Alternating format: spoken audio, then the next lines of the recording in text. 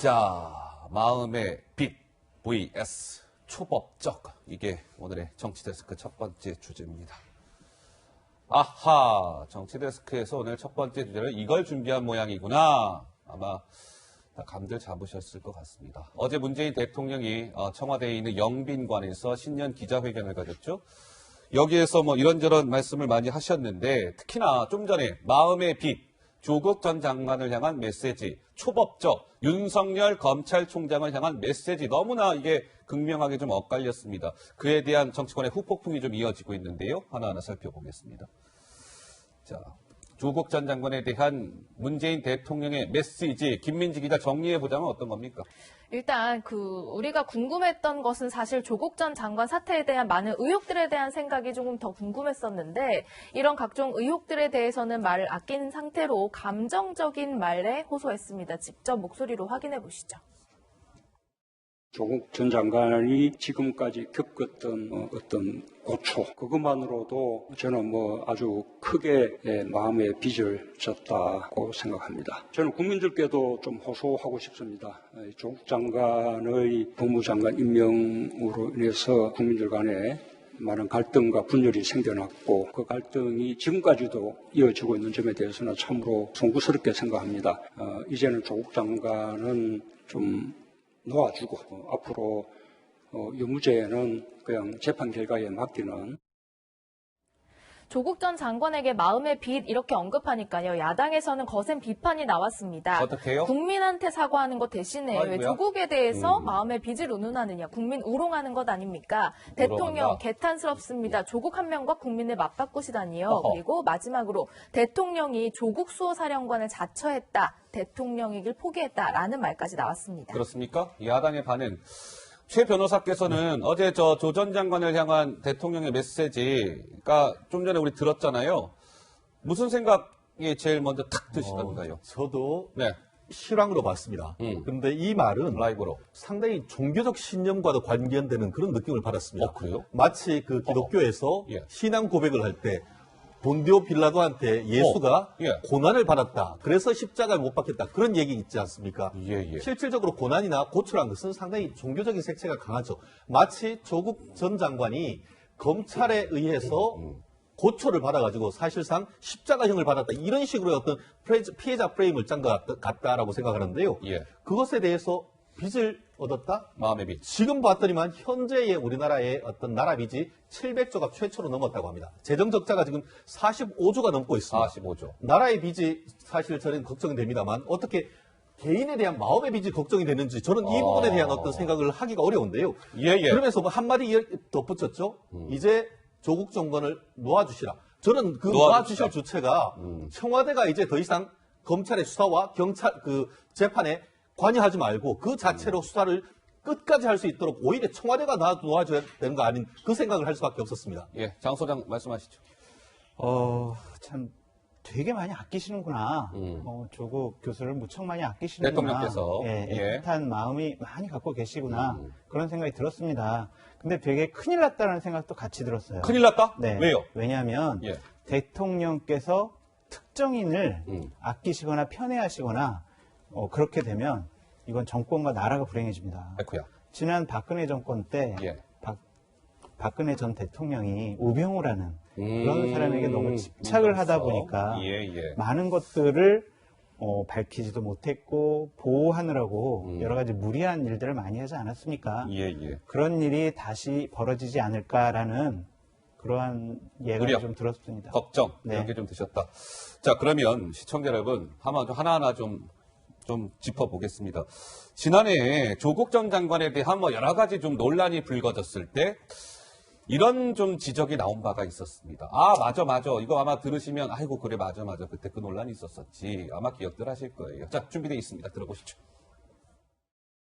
조국 수사에 대해서 포토라인 다 조국이라는 사람이 지금 여러분들이 얘기하는 검찰개혁 때문에 가장 큰 혜택을 받고 있고 1호 혜택자예요. 전직 대통령 공개 망신 주기에 톡톡히 활용된 포토라인이 하필 조국 배우자 앞에 멈춰섰다는 사실, 정의가 멈출 수 있다는 적신호입니다. 자, 마음에 빚을 졌습니다. 조국이란 사람한테 대통령으로서 뭐 이런 발언. 근데 이런 점이 좀 논란입니다. 하나 좀 뜯어볼게요. 자, 마음에 빚을 졌다라고 대통령께서 말씀을 하셨는데 그럼 이런 이제 비판이 나오는 거예요. 대통령님 알겠습니다. 그러나 우리 대한민국 국민들이 느낀 마음의 고통과 성실감은 과연 무엇인가요? 왜 조국에게만 마음의 빚을 지십니까? 우리 국민들은 뭔데요? 이런 거. 고초를 겪었다라고 얘기했는데 아니 정당한 일을 하며 겪게 된 고난에 빗댔다. 이거 정당한 것입니까? 그리고 좀 전에 얘기 들었죠. 아니 포토라인도 안 쏘고 조국 가족이 온갖 지금 검찰 수사 뭐 재판 받으면서도 특혜를 받고 있는데 고초를 겪었다고요? 이게 무슨 말씀이십니까? 이런 건데요. 김 교수님은 어떤 생각 드세요? 일단은 포토라인을 안 쓴 건 특혜가 아니에요. 아하. 그러니까 검찰이 그 수사 관행을 고친다. 개혁적인 차원에서 조치를 취했는데 그 위로 대상이 우연찮게 그렇게 된 거죠.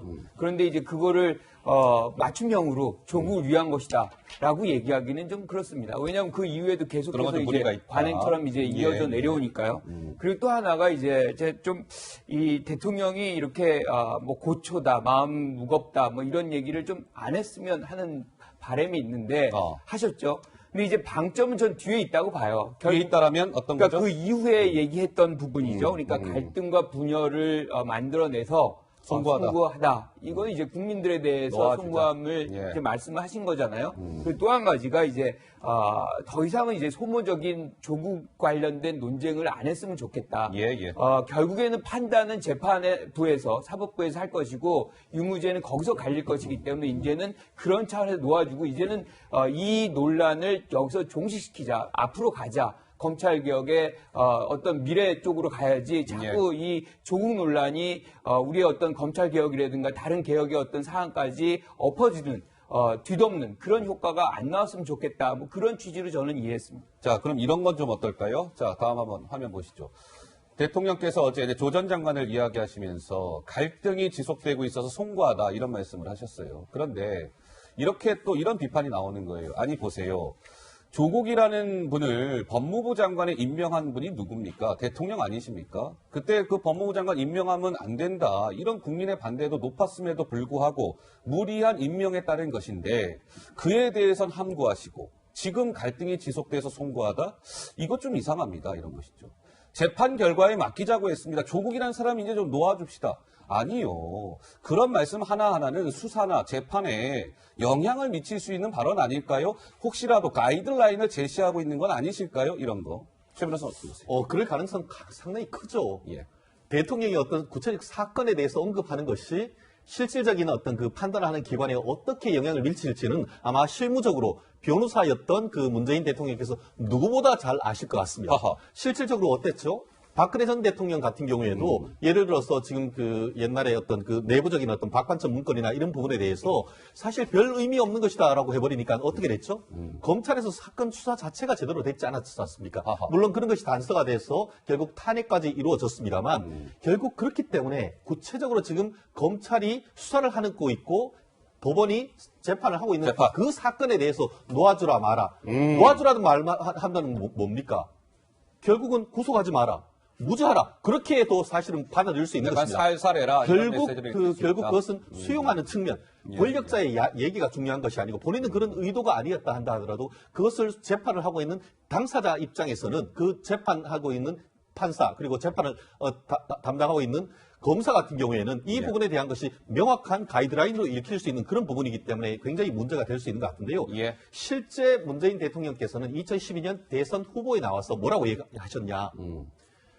앞으로 지난번까지도 대통령과 이 그 청와대가 검찰의 인사나 이런 부분에 관여했는 그 어떤 관행을 완전히 끊어버리겠다. 그렇게 얘기를 했었습니다. 이런 취지의 말씀. 그러셨던 분이 이제는 인사를 넘어서 구체적인 사건에까지 감나라 배나라 한다고 하면은 그것이 과연 헌법 정신에 맞는 삼권 분립 정신에 맞는지에 대해서는 다시 한번 생각해 봐야 되는 부분이 아닌가 싶습니다. 알겠습니다.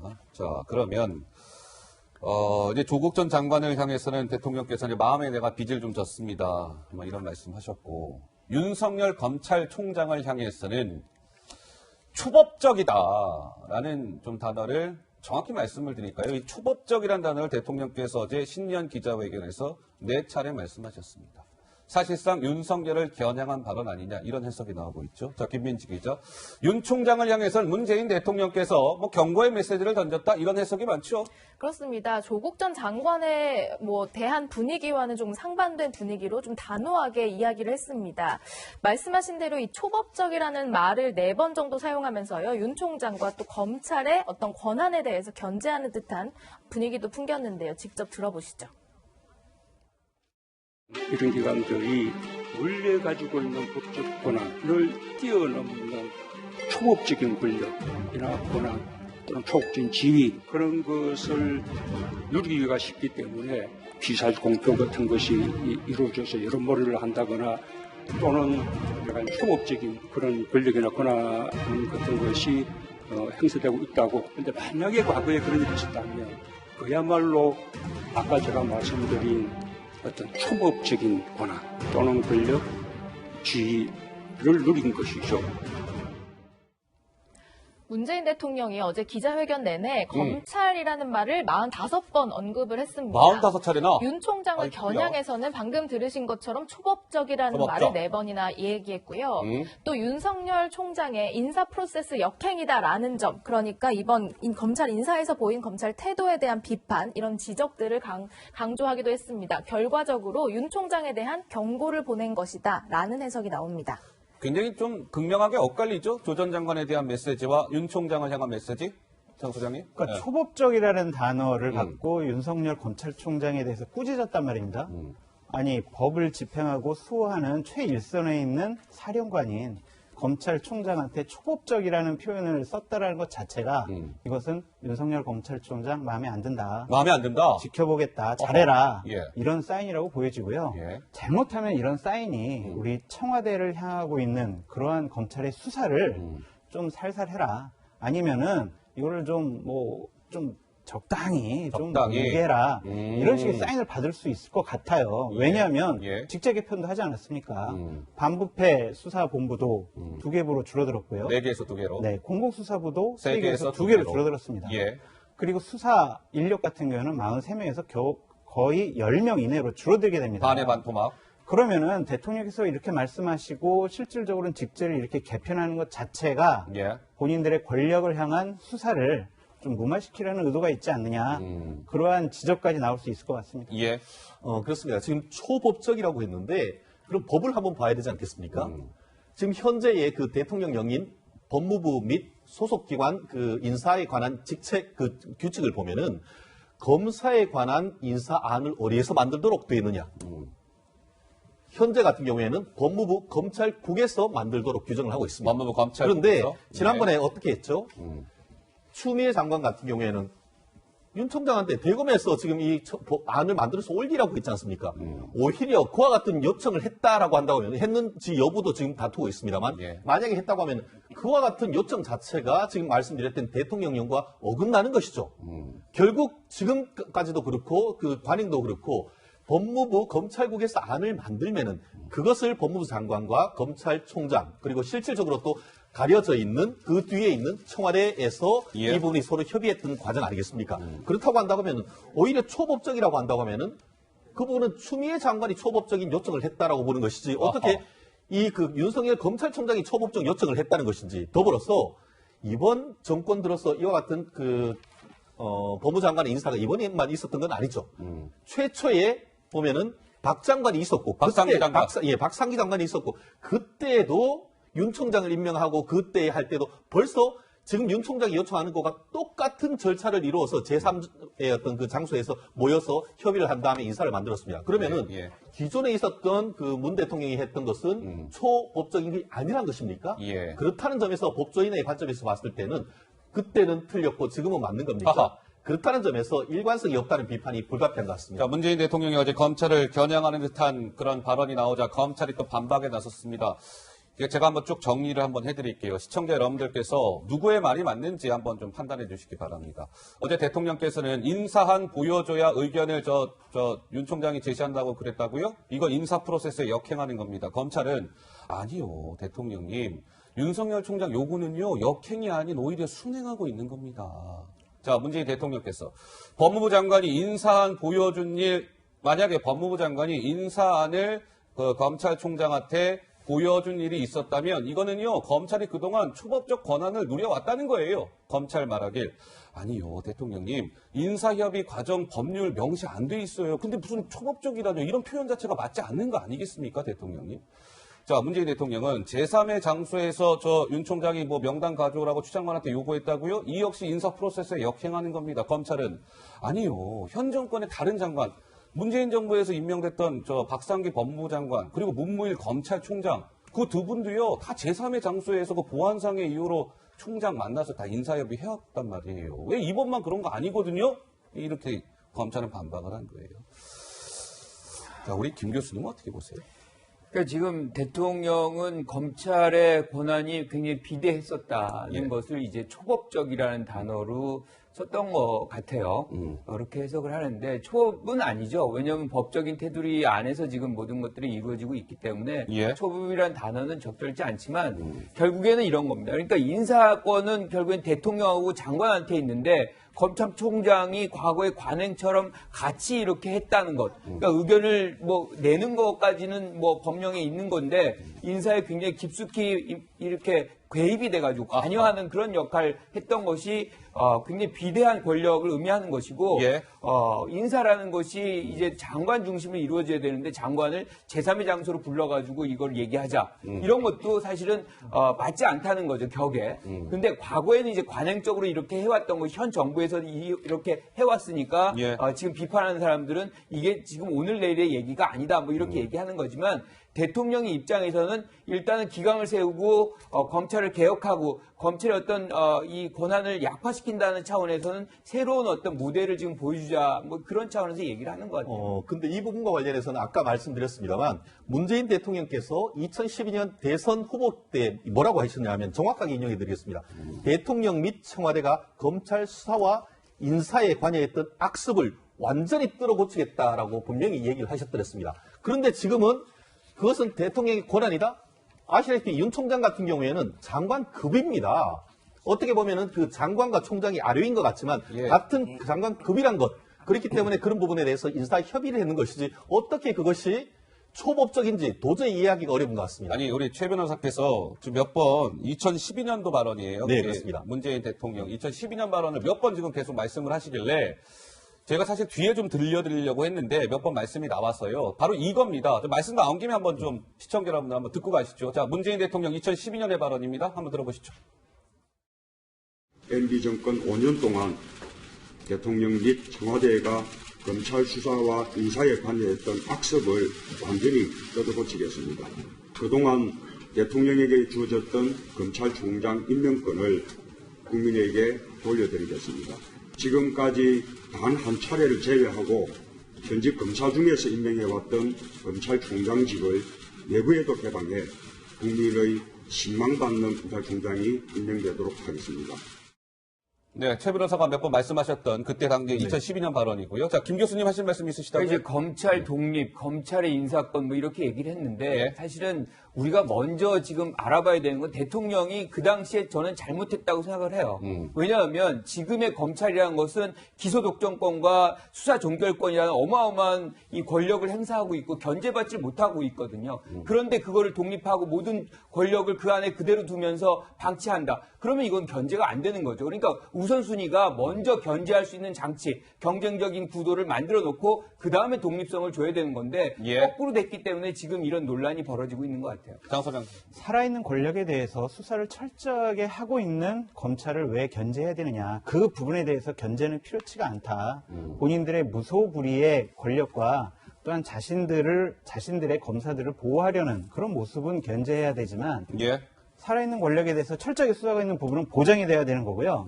대통령께 인사권이 있습니다. 그것은 존중받아야 합니다. 그런데 그것은 전제 조건이 있습니다. 전제 조건. 국민이 위임한 인사권입니다. 국민이 그리고 위임한 인사권. 그 인사권은 아하. 헌법에 맞게 공정하게 진행되어야 한다고 저는 말씀드리고 싶습니다. 자, 어제 유시민 노무현 재단 이사장이 유튜브 알릴레오에 나와서 이런 얘기를 했습니다. 뭐라고 얘기했을까요? 준비되어 있습니다. 확인해 보시죠. 오늘 대통령이 말씀 들으면서 저는 이렇게 품격 있게 표현하시는구나. 왜냐하면 검찰이 힘이 있는 조직이잖아요. 힘이 센 조직. 문재인 대통령이 저 정도로 말씀하셨으면요. 옷을 벗어야 하는데. 굉장히 센 거거든요. 근데 오늘 특히 프로세스, 그러니까 인사 절차상 뭐 제3의 장소에서 만나자고 했다거나 아니면 먼저 법무부에서 구체적인 안을 보여줘야 내가 의견을 내겠다 이런 것들은 합당한 인사 절차에 어긋나는 거라고 얘기를 하고 그 전에 뭐 법무부 장관하고 선후배여서 이렇게 했다면 모르겠는데 세상 바뀌었는데 그냥 이 정도는 엄청나게 센 표현이에요. 네, 엄청나게 센 표현입니다. 뭐 인사 프로세스에 역행한다 이런 대통령의 발언을 두고요.